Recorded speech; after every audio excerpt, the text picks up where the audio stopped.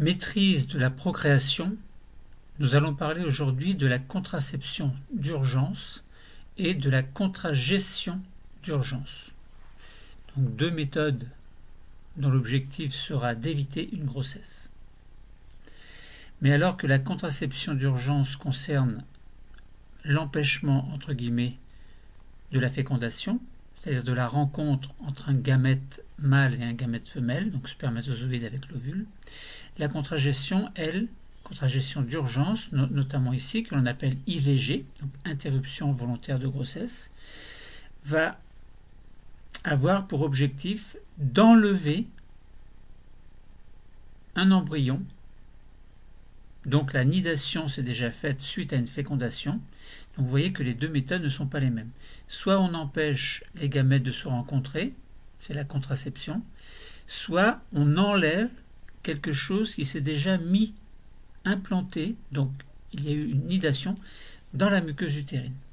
Donc vous voyez ces deux types de méthodes, donc ne confondez pas contraception et contragestion.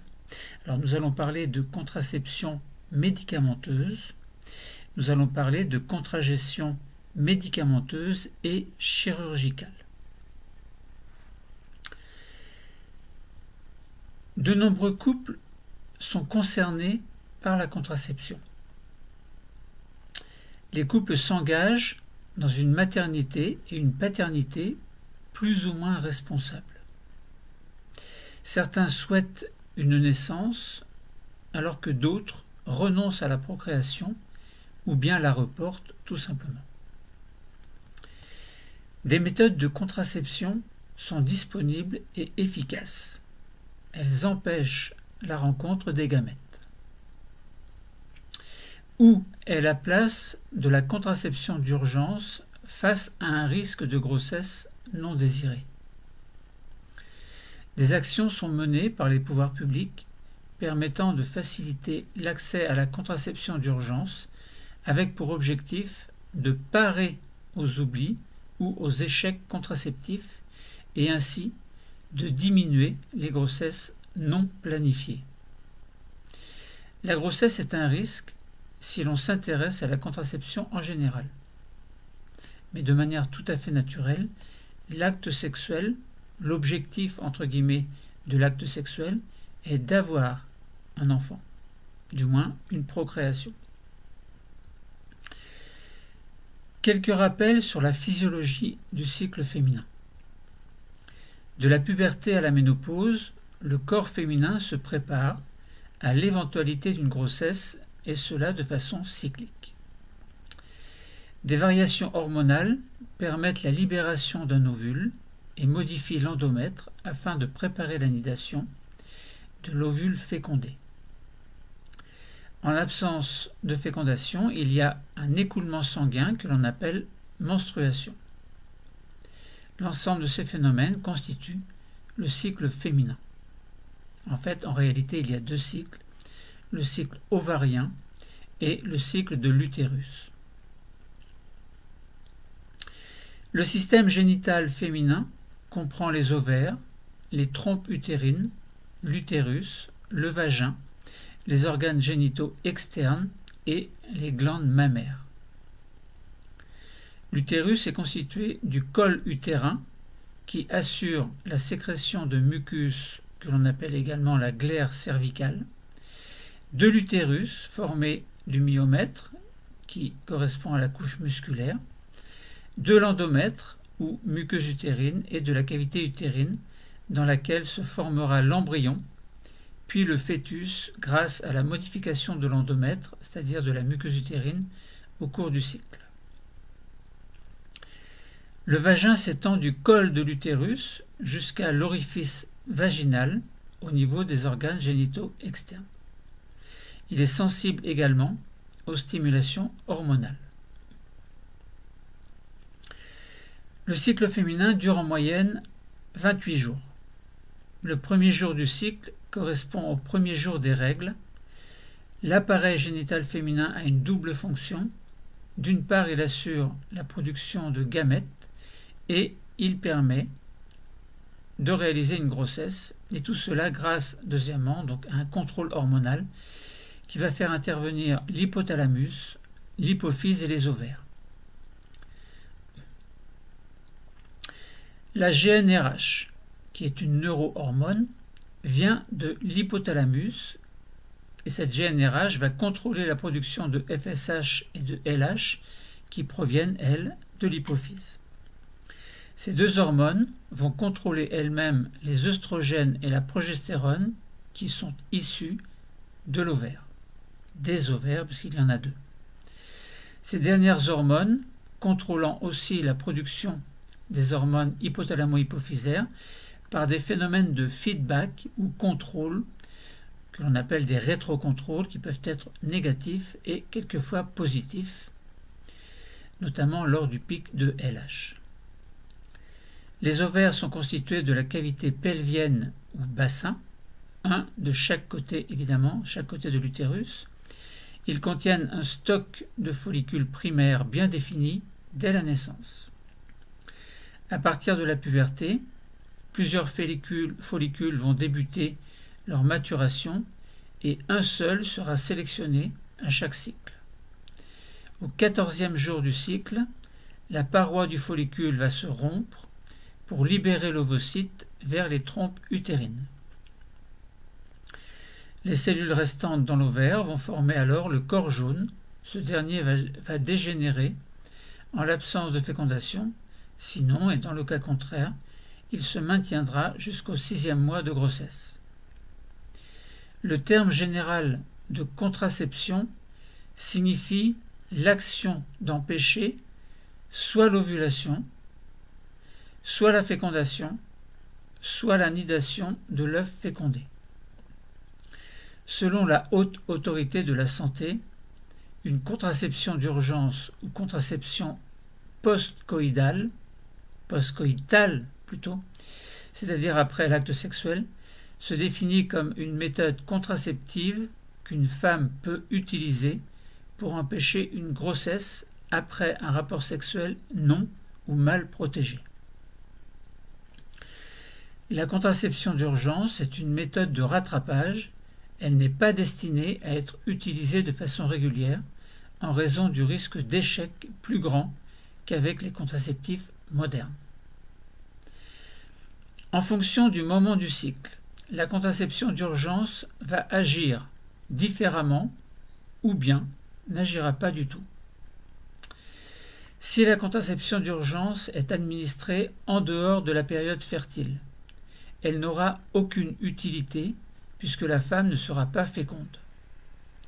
Si la contraception d'urgence est administrée dans les 4 jours précédant l'ovulation et qu'il y a eu un rapport sexuel, elle va empêcher la fécondation des gamètes. Par contre, si la contraception d'urgence est administrée dans les 24 heures après l'ovulation, il se peut que la fécondation elle-même ait déjà eu lieu. La contraception d'urgence aura alors l'action d'empêcher la nidation de l'œuf fécondé. Il est donc important de connaître le moment du cycle. À noter que lorsque la nidation s'est faite, la méthode utilisée en urgence sera différente, car il s'agit alors de méthode contragestive, à ne pas confondre avec une méthode contraceptive d'urgence. Ainsi, une contraception d'urgence empêche une fécondation, donc la grossesse n'a pas commencé. Une contragestion d'urgence par IVG stoppe une grossesse, donc il y a eu fécondation.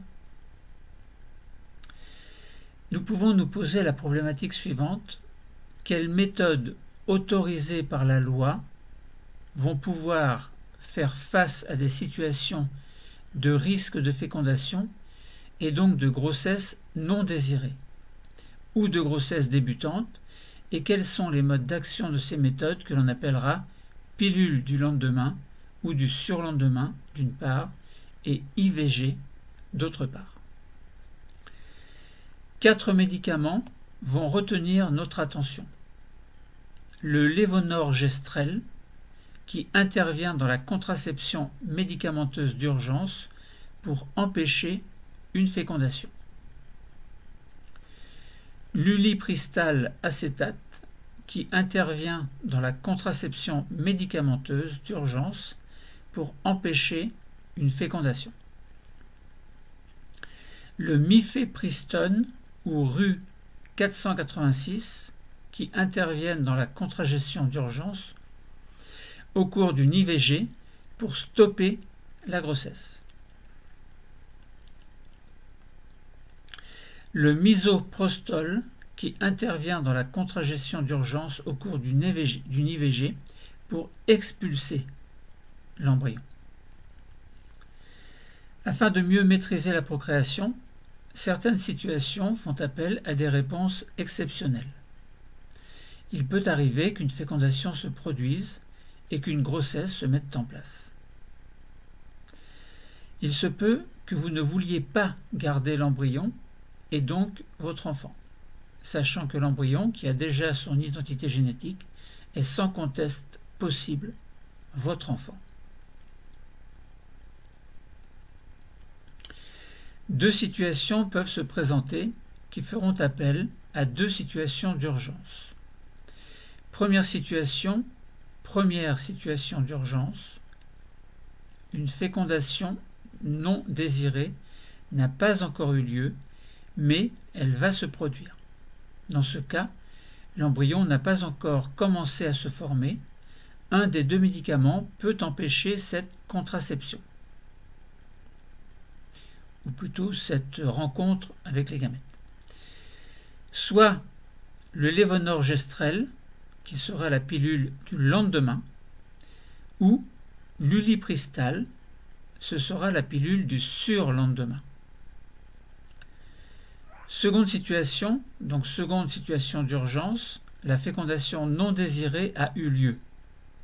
L'embryon commence à se former, une grossesse est donc mise en place. Si cela est votre choix, une IVG d'urgence peut la stopper. L'IVG dans ce cas peut être chirurgicale ou bien médicamenteuse. Et dans ce cas, deux médicaments vont intervenir, l'un après l'autre. Le mifepristone ou Ru 486 en premier, puis le misoprostol en second. Nous parlerons donc de deux méthodes utilisées en situation d'urgence, la contraception médicamenteuse et la contragestion médicamenteuse ou chirurgicale. Une première méthode permettant d'éviter une fécondation et donc une grossesse non désirée. Il s'agit d'une méthode de contraception médicamenteuse d'urgence utilisant soit le lévonorgestrel à haute dose, c'est la pilule du lendemain, soit l'ulipristal acétate, c'est la pilule du surlendemain. À noter que l'un ou l'autre des deux médicaments est pris, mais pas les deux. Une seconde méthode permettant de mettre fin à une grossesse débutante non désirée, il s'agit soit d'une IVG chirurgicale en milieu hospitalier, soit d'une IVG médicamenteuse, utilisant dans ce cas deux médicaments l'un après l'autre, nous venons de le dire, le mifepristone ou Ru 486, qui stoppera la grossesse débutante, puis le misoprostol qui va expulser le jeune embryon en cours de formation. Ces méthodes sont toutes deux médicamenteuses et doivent être exceptionnelles. À noter qu'une IVG chirurgicale est possible, nous en parlerons un petit peu plus loin. La première méthode contraceptive, donc pour éviter la rencontre des gamètes, c'est-à-dire la fécondation, fait appel à deux types de médicaments d'urgence, la pilule du lendemain et la pilule du surlendemain. La seconde méthode, pour stopper une grossesse qui a débuté, fait donc appel à une IVG suite à l'utilisation de deux médicaments, mais l'IVG pourrait aussi être chirurgicale, ce qui demande une hospitalisation. Nous allons essayer de répondre au problème en 3 temps. Rappel du problème, quelles méthodes autorisées par la loi vont pouvoir faire face à ces situations de risque de fécondation et donc de grossesse non désirée ou de grossesse débutante, et quels sont les modes d'action de ces méthodes que l'on appellera pilule du lendemain et pilule du surlendemain, d'une part, et IVG, d'autre part. Alors, nous avons déjà commencé à en parler, bien sûr, je répète, je fais des répétitions assez souvent, mais je progresse de manière spiralaire à chaque fois. Dans un premier temps, commençons par comprendre en quoi la contraception hormonale d'urgence permet d'éviter la rencontre des gamètes. La contraception d'urgence est une méthode utilisée lorsqu'il y a eu un rapport sexuel non protégé ou mal protégé. Il existe deux types de contraception d'urgence hormonale, la pilule du lendemain et la pilule du surlendemain, bien sûr, vous l'avez déjà compris. Premier type de contraception hormonale d'urgence, la pilule du lendemain, c'est le lévonorgestrel Nor-Levo. L'efficacité de la pilule du lendemain dépend de la rapidité de la prise du comprimé, qui doit avoir lieu le plus tôt possible après le rapport sexuel non ou mal protégé et au plus tard dans les 72 heures, soit 3 jours, qui suivent ce rapport, mais de préférence dans les 12 heures après le rapport, d'où l'intérêt de bien connaître l'heure exacte du dernier rapport sexuel. Donc à n'importe quelle période du cycle menstruel, sauf en cas de retard des règles. La modalité d'accès de la pilule du lendemain. Quelle modalité d'accès à la pilule du lendemain? Eh bien, en pharmacie, alors soit directement sans prescription médicale, et c'est gratuit et anonyme pour les mineurs, soit après prescription par un médecin ou une sage-femme, avec un remboursement, dans ce cas, à 65%. Ou bien dans un centre de planification et d'éducation familiale, délivrance anonyme et gratuite pour les mineurs et pour les majeurs sous couverture sociale. Sans couverture sociale, pardon. Ou bien à l'infirmerie scolaire, délivrance anonyme et gratuite pour les élèves des collèges et lycées, majeurs ou mineurs. Ou bien dans un service universitaire et interuniversitaire de médecine préventive et de promotion de la santé. Délivrance anonyme et gratuite pour les étudiantes. La prise du lévonorgestrel se fait par voie orale, après quoi le mode d'action principal de ce progestatif de synthèse, mimant l'effet de la progestérone, est d'inhiber ou de retarder l'ovulation par la suppression du pic de l'hormone lutéinisante LH, donc qui provient de l'hypophyse antérieure. À noter qu'il interfère avec le processus d'ovulation uniquement s'il a été administré avant l'augmentation du taux de LH. S'il est administré plus tard que le pic de LH, le lévonorgestrel n'a pas d'effet contraceptif d'urgence. Second type de contraception hormonale d'urgence, c'est la pilule du surlendemain, l'ulipristal acétate et la ONE.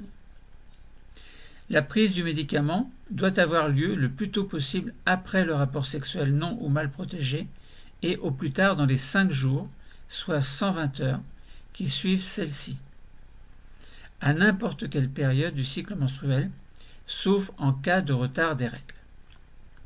Cette contraception d'urgence est délivrée en pharmacie sur prescription médicale uniquement. Le mécanisme d'action de l'ulipristal dans le cadre de la contraception d'urgence est l'inhibition de l'ovulation ou son retard via la suppression du pic de l'hormone lutéinisante LH. À noter que c'est un modulateur synthétique sélectif des récepteurs de la progestérone. Alors nous allons comprendre pourquoi en fin de cours. Il agit donc principalement par inhibition ou retardement de l'ovulation. S'il est pris immédiatement avant la date d'ovulation prévue, il est capable de retarder la rupture folliculaire chez certaines femmes. C'est un contraceptif d'urgence qui réduit le risque de grossesse après un rapport non protégé, mais ne confère aucune protection contraceptive pour les rapports éventuels suivants. En conséquence, il est conseillé aux femmes d'utiliser une méthode barrière fiable après l'utilisation d'une contraception d'urgence jusqu'à leurs règles suivantes. Précisons davantage en comparant maintenant les deux méthodes de contraception médicamenteuse d'urgence, c'est-à-dire la pilule du lendemain avec le lévonorgestrel et la pilule du surlendemain avec l'ulipristal acétate. Pour chaque méthode, nous allons voir le principe actif, le délai d'utilisation, le risque de grossesse et rappeler le mode d'action. Une précision, les données sont celles appliquées en septembre 2020 et qu'au fil du temps, les choses peuvent changer. Premièrement, quel est le principe actif des contraceptions médicamenteuses d'urgence? Pour la pilule du lendemain, le principe actif est le lévonorgestrel, un comprimé, plus concentré que la dose d'une pilule contraceptive habituelle.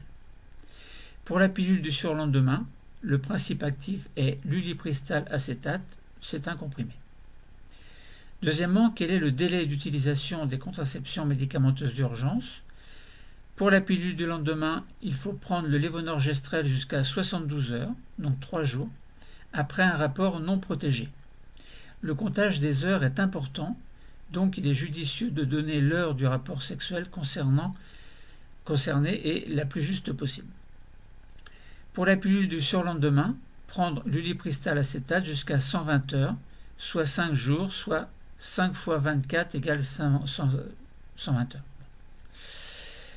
Troisièmement, quel est le risque de grossesse malgré la contraception d'urgence?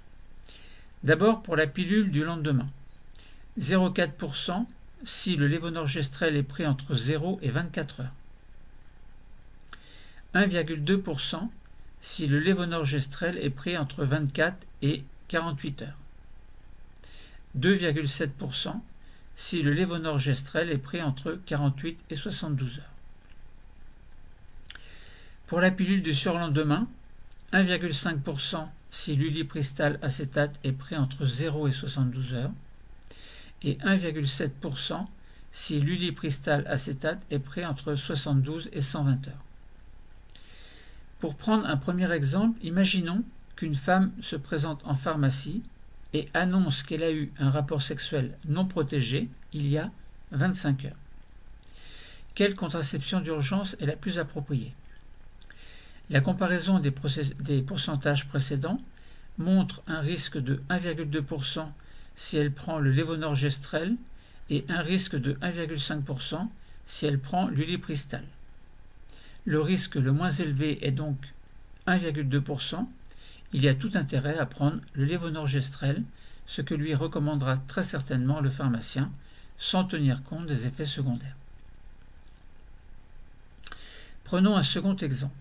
Imaginons qu'une femme se présente en pharmacie et annonce qu'elle a eu un rapport sexuel non protégé il y a 50 heures. Quelle contraception d'urgence est la plus appropriée? La comparaison des pourcentages précédents montre un risque de 2,7% si elle prend le lévonorgestrel et un risque de 1,5% si elle prend l'ulipristal. Le risque le moins élevé est 1,5%, donc il y a tout intérêt à prendre l'ulipristal, ce que lui recommandera certainement le pharmacien, toujours sans tenir compte des effets secondaires, car bien sûr il faut en tenir compte. Et dans ce cas, cela peut changer l'avis du pharmacien ou les conseils du pharmacien. Quatrièmement, rappelons quel est le mode d'action des contraceptions médicamenteuses d'urgence. Alors nous en avons déjà parlé, vous pouvez passer un peu si vous voulez. Pour la pilule du lendemain, quel est le mode d'action du contraceptif d'urgence, le lévonorgestrel? Le mode d'action principal du lévonorgestrel est de bloquer et ou de retarder l'ovulation par la suppression du pic de l'hormone lutéinisante LH. Il interfère avec le processus d'ovulation uniquement s'il a été administré avant l'augmentation initiale du taux de LH. Il n'a pas d'effet contraceptif d'urgence s'il est administré plus tard que le pic de LH au cours du cycle. Il empêche aussi les spermatozoïdes de traverser le col de l'utérus, donc le passage impossible du vagin vers l'utérus devient impossible du fait d'une glaire cervicale dense. Pour la pilule du surlendemain, quel est le mode d'action du contraceptif d'urgence, l'ulipristal acétate? Le mécanisme d'action dans le cadre de la contraception d'urgence est l'inhibition de l'ovulation ou son retard via la suppression du pic de l'hormone lutéinisante, LH. S'il est pris immédiatement avant la date d'ovulation prévue, l'ulipristal acétate est capable de retarder la rupture folliculaire chez certaines femmes. Donc, l'ulipristal du lipristal acétate empêche ou retarde l'ovulation. Si l'ovulation a déjà eu lieu, le comprimé n'est plus efficace. Le moment de l'ovulation ne peut être prévu et en conséquence, le comprimé doit être pris le plus rapidement possible après un rapport non protégé. Après avoir compris l'intérêt d'assurer une contraception hormonale d'urgence afin d'éviter une grossesse, intéressons-nous maintenant à l'IVG, une autre méthode, donc une autre situation exceptionnelle d'urgence. Dans ce second temps, essayons donc de comprendre en quoi une grossesse débutante peut être stoppée par une IVG, interruption volontaire de grossesse. La loi autorise deux méthodes contragestives, une IVG chirurgicale ou une IVG médicamenteuse. L'IVG chirurgicale demande quelques heures d'hospitalisation, nous en reparlerons après l'IVG médicamenteuse. L'IVG médicamenteuse est efficace à 95%, c'est une méthode contragestive, c'est-à-dire qu'elle provoque d'abord l'arrêt de la grossesse, qui sera dû à l'effet du premier médicament, le Ru-486 ou mifepristone, suivi de l'expulsion de l'embryon, qui sera dû à l'effet du second médicament, le misoprostol. Les deux médicaments concernés sont donc le Ru-486 ou mifepristone et le misoprostol.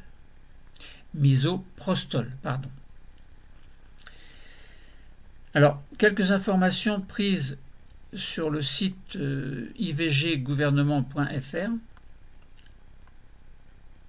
personnalisé, donc légèrement personnalisé afin de mieux comprendre quelques termes qui sont quelquefois compliqués. Alors, l'IVG médicamenteuse est pratiquée par un médecin ou une sage-femme dans un établissement de santé ou à domicile. Son taux de succès est d'environ 95%. À domicile, jusqu'à 5 semaines de grossesse, soit 7 semaines d'aménorrhée, c'est-à-dire 7 semaines sans avoir eu les règles. Dans un établissement de santé, jusqu'à 7 semaines de grossesse, soit 9 semaines d'aménorrhée. L'IVG médicamenteuse consiste à prendre 2 comprimés différents, à 24 heures ou 48 heures d'intervalle, puis à vérifier que la grossesse est bien interrompue lors d'une visite de contrôle. Cette méthode ne nécessite ni anesthésie ni intervention chirurgicale. Que faire avant l'IVG médicamenteuse? 2 consultations médicales préalables doivent être réalisées. La première se fait chez le médecin ou la sage-femme de votre choix. Lors de cette consultation, le soignant informe sur les différentes méthodes d'interruption de grossesse et réalise un examen clinique. La seconde consultation se fait auprès du médecin ou de la sage-femme qui réalisera l'IVG médicamenteuse. Il décrit en détail le déroulement de l'interruption de grossesse médicamenteuse, puis procède à un nouvel examen médical. Pour les mineurs, en plus de ces 2 consultations, un entretien psychosocial est obligatoire, facultatif pour les majeurs. La consultation d'information en ville peut être réalisée par téléconsultation pour les médecins et les sages-femmes. Quelle est la prise du médicament?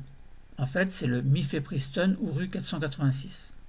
Le mifepristone ou Ru-486, parfois appelé pilule abortive, est pris par voie orale en présence du médecin ou de la sage-femme au cours d'une consultation.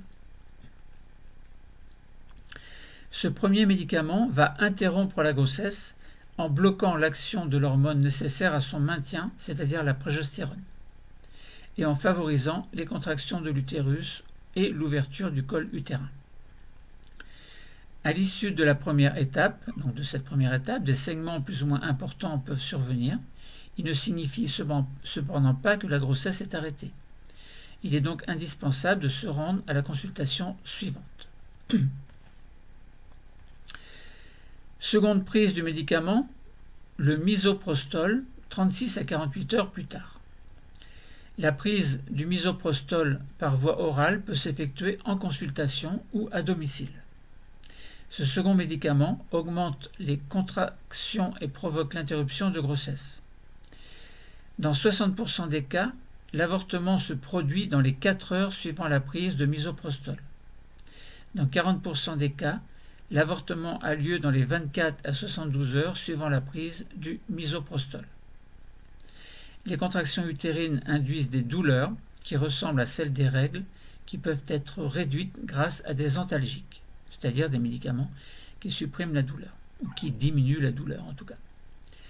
Des saignements peuvent parfois se produire très vite après la prise du misoprostol, parfois plus tardivement.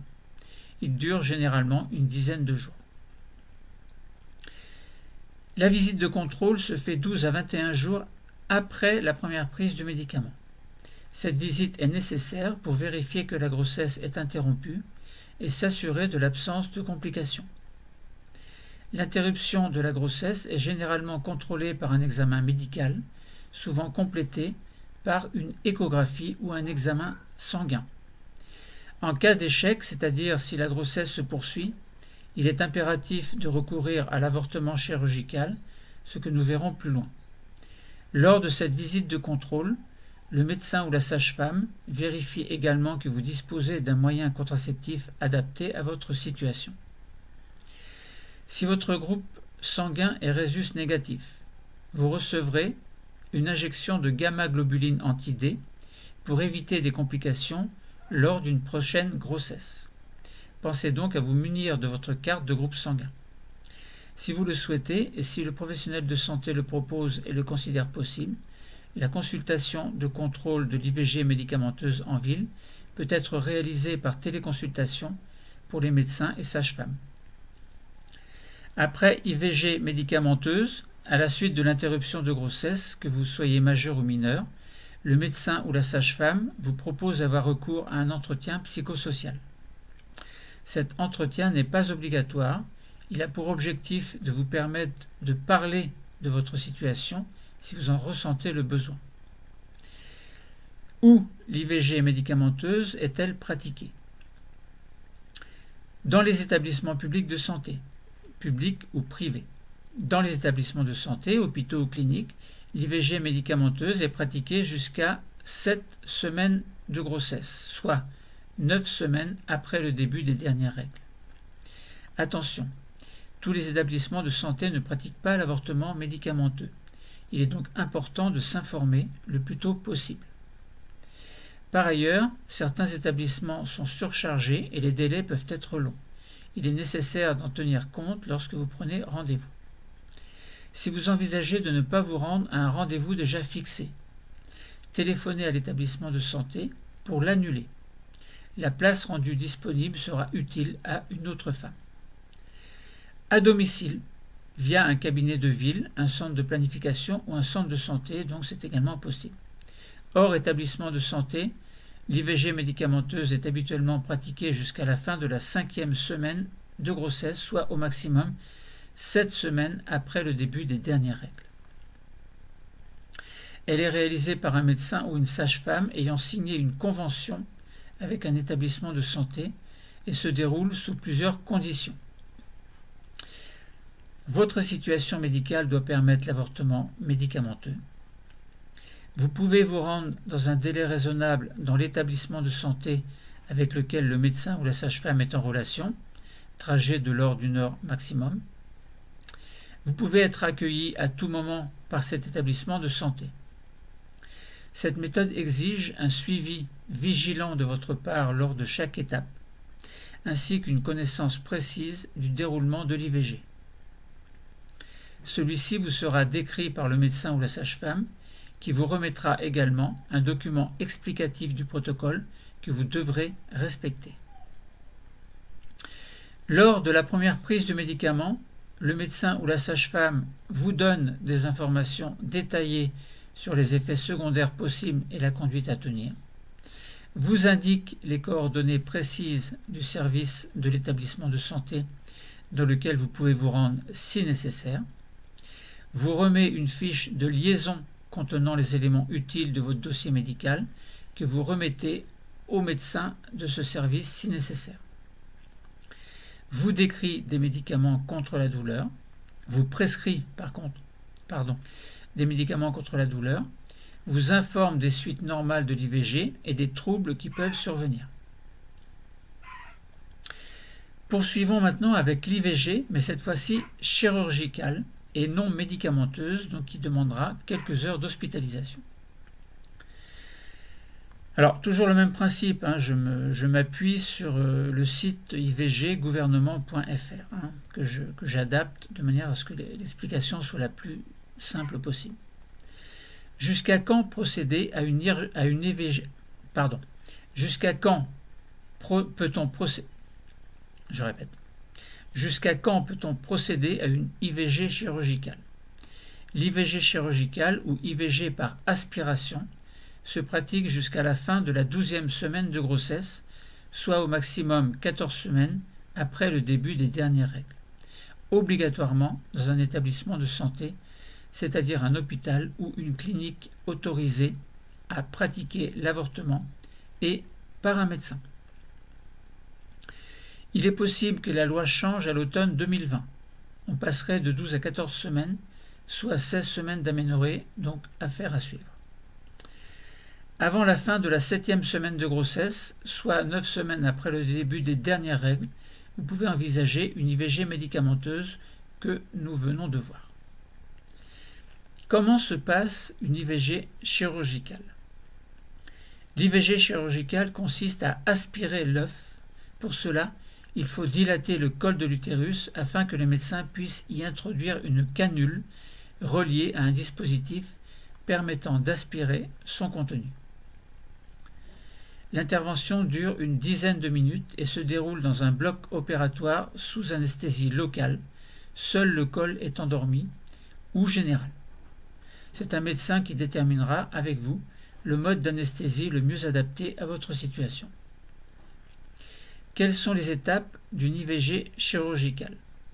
2 consultations médicales préalables doivent être réalisées par le médecin de votre choix.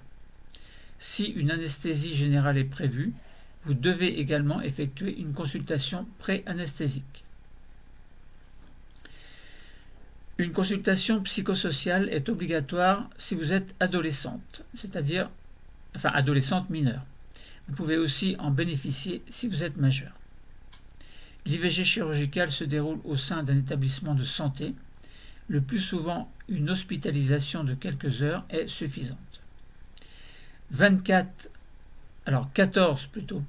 14 à 21 jours après l'avortement, une consultation de contrôle permet de s'assurer qu'il n'y a pas de complications. C'est aussi à ce moment-là que le médecin vous propose un moyen contraceptif adapté à votre situation. Si vous en ressentez le besoin, suite à votre interruption de grossesse, vous pouvez avoir recours à un entretien psychosocial. Quels sont les risques liés à une IVG chirurgicale ou par aspiration? Après une IVG chirurgicale, les complications sont rares. IVG chirurgicale et stérilité. L'IVG chirurgicale n'entraîne pas de risque de stérilité et les études scientifiques montrent qu'il n'existe pas de séquelles psychologiques à long terme ou des syndromes post-traumatiques.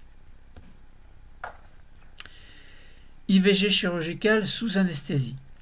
Si vous êtes anesthésié pendant l'intervention, vous ne ressentez donc aucune douleur. Après l'anesthésie, vous pouvez avoir de petites contractions utérines. Si ces contractions vous font mal, le médecin peut vous prescrire des antalgiques. Si dans les jours qui suivent l'IVG chirurgicale, vous présentez de la fièvre, donc température supérieure à 38 degrés Celsius, alors que la normale est aux environs de 37 degrés, des pertes de sang importantes, de fortes douleurs abdominales ou que vous faites un malaise, contactez rapidement l'établissement où a eu lieu votre intervention. Combien coûte une IVG chirurgicale? Alors, en date de l'année 2020, automne 2020, remboursée par l'assurance maladie à 100% sur la base d'un tarif forfaitaire variable de 500 € à peu près à 664 € à peu près, en fonction de l'établissement de santé, que ce soit un hôpital ou une clinique. Cela dépend également du type d'anesthésie, locale ou générale, et de la durée de l'hospitalisation. Ces 2 méthodes de contraception médicamenteuse d'urgence, donc pilule du lendemain ou du surlendemain, et de contragestion, c'est-à-dire IVG chirurgicale ou médicamenteuse, répondent à des situations d'urgence et doivent rester exceptionnelles. Pourquoi? Eh bien, dans le cas de la contraception hormonale d'urgence avec le lévonorgestrel ou l'ulipristal acétate, l'efficacité est inférieure à 100%. Elle se situe entre 97,3% et 99,6%, tandis que pour l'IVG médicamenteuse avec le RU 486, mifepristone et le misoprostol, l'efficacité est d'environ 95%. Des effets secondaires peuvent exister, maux de tête, nausées, douleurs abdominales, etc. Des effets physiologiques perturbateurs du fonctionnement hormonal naturel du fait d'un dosage élevé. Des effets psychologiques peuvent survenir du fait de problèmes bioéthiques que cela entraîne. Pour appuyer ce caractère exceptionnel dans les conditions naturelles sans contraception, les scientifiques estiment à 20% à chaque cycle la probabilité pour une femme de tomber enceinte. Par conséquent, il est fort probable que sur 5 cycles, une fécondation intervienne. C'est une probabilité évidemment. Selon le même principe de raisonnement, si une méthode de contraception n'était efficace qu'à 90%, cela n'empêcherait pas une grossesse sur une dizaine de cycles, en termes de probabilité évidemment. Par conséquent, il semble indispensable qu'une méthode de contraception soit efficace à 100%. Troisième temps, nous allons essayer de comprendre en quoi le RU 486, c'est-à-dire le mifepristone, est une molécule responsable d'une IVG, qu'elle peut interférer avec le fonctionnement hormonal naturel de la progestérone qui devrait accompagner une grossesse.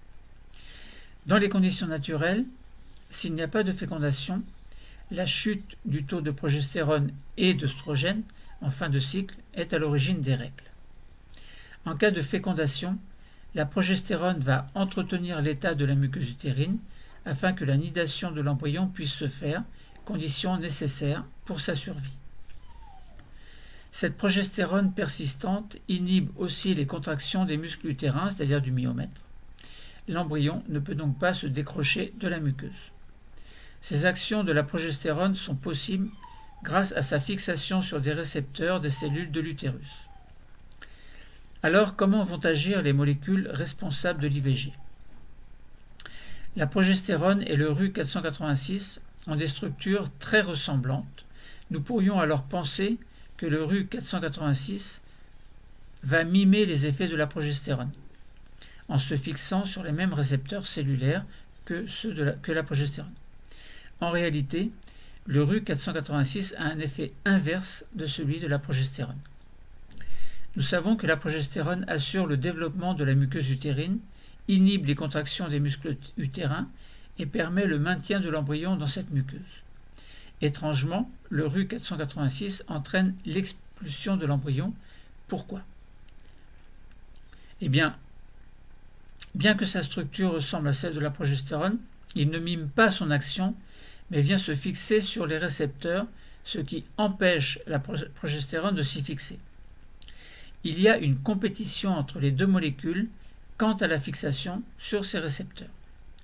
Le RU 486 bloque de plus en plus ces récepteurs, la progestérone ne peut plus assurer ses fonctions et l'embryon finit par se décrocher de la muqueuse utérine, c'est-à-dire de l'endomètre. L'IVG, par conséquent, a réussi. Les règles vont survenir et l'embryon va être expulsé. Le RU 486 a donc leurré, L-E-U-2-R-E accent aigu, le système naturel en inhibant l'action de la progestérone, c'est-à-dire en simulant une chute du taux de progestérone en fin de cycle, comme si la fécondation n'avait jamais eu lieu. Conclusion, la contraception d'urgence n'est pas efficace à 100%, mais son efficacité est d'autant plus grande qu'elle est prise tôt après un rapport sexuel à risque de grossesse. Son utilisation doit rester exceptionnelle. C'est une méthode de rattrapage. Les pouvoirs publics ont mis en place toutes les dispositions possibles pour faciliter l'accès à la contraception d'urgence, notamment chez les mineurs. Chaque professionnel de santé a un rôle important à jouer dans la prescription et la délivrance de la contraception d'urgence. Nous devons aussi nous interroger sur l'utilité de la contraception d'urgence selon le moment du cycle de la patiente et l'effet de l'administration de ces produits d'un point de vue bioéthique.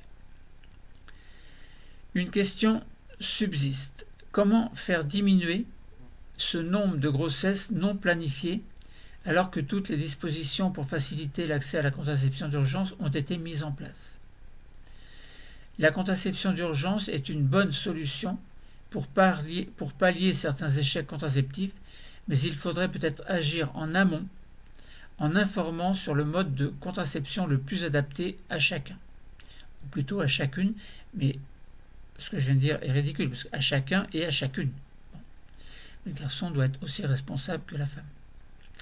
Il faudrait également renforcer les cours d'éducation à la sexualité dans les collèges et les lycées pour responsabiliser les jeunes dès l'adolescence, leur donner une meilleure connaissance des cycles sexuels, des cycles ovariens et utérins notamment, et les guider dans l'apprentissage de la vie affective et la vie de couple. Il faudrait également leur enseigner la diversité des moyens de contraception auxquels ils peuvent avoir recours. Donc voilà, le cours est terminé. En ce qui concerne la maîtrise de la procréation, il y a des situations d'urgence, des situations qui font appel à la contraception et des situations qui font appel à la contragestion. Donc contraception médicamenteuse et contragestion qui peut être chirurgicale ou médicamenteuse. Le cours est terminé. Merci.